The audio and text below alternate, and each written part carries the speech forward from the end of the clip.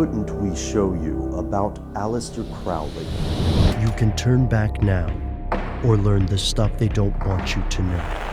Hi, that's Matt behind the camera. I'm Ben. That makes this Stuff They Don't Want You to Know.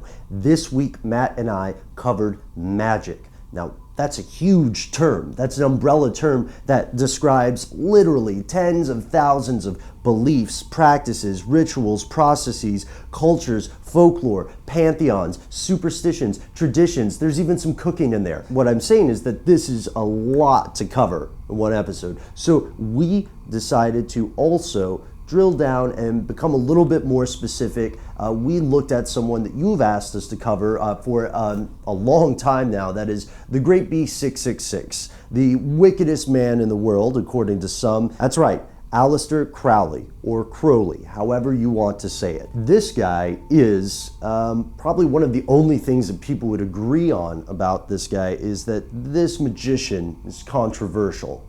Some people think that he was simply a confidence man, beguiling the gullible and the credulous to, follow him, do what he wants, an art manipulator like Charles Manson.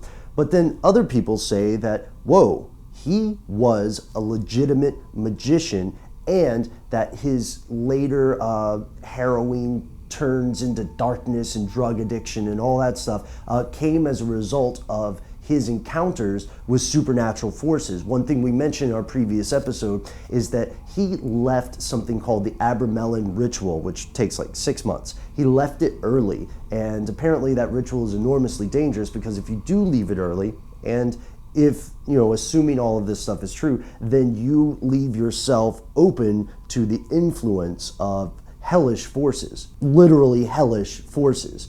So you can check out some documentaries for more information about Crowley or Crowley to see what you think about this input from skeptics and demonologists alike. However, he did continue practicing magic and telling other people to practice magic throughout his entire life. So it's pretty safe for us to say that if he was a confidence man, if he was manipulating people, he believed it.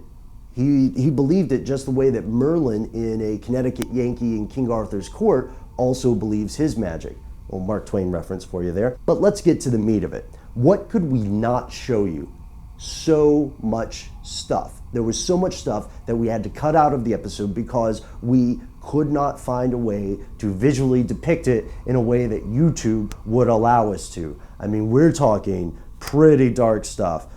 We're talking self-harm, harming other people. We're talking about some pretty graphic and I think in some places pretty illegal sex. I mean, like bestiality. It was nuts. And the thing is that a lot of the stuff that this guy, Aleister Crowley, or Crowley, was practicing would best be described as sex magic. If you believe in magic, then this means that this kind of has its own internal logic, right? Because the power of the energy that people feel during sexual activities seems that it has enormous potential, and if you could channel that somehow into magical workings, then sure.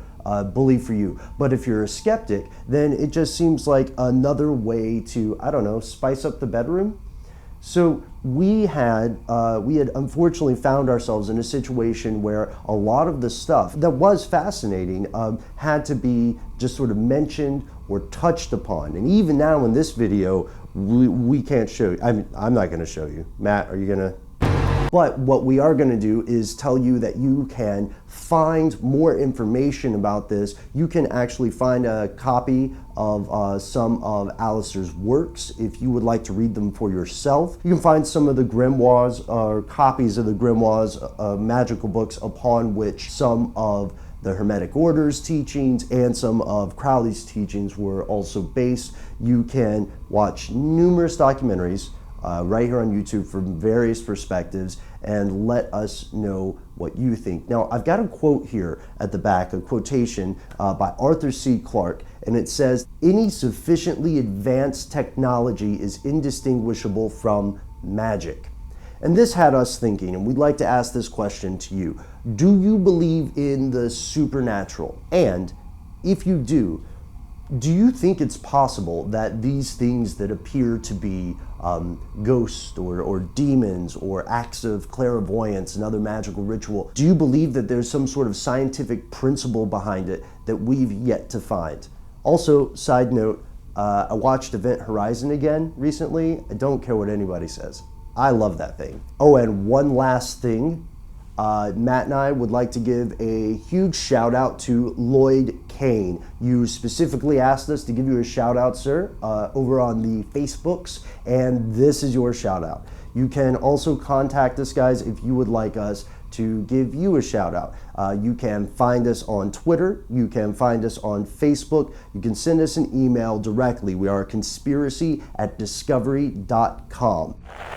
Thank you so much for watching. And next week, right?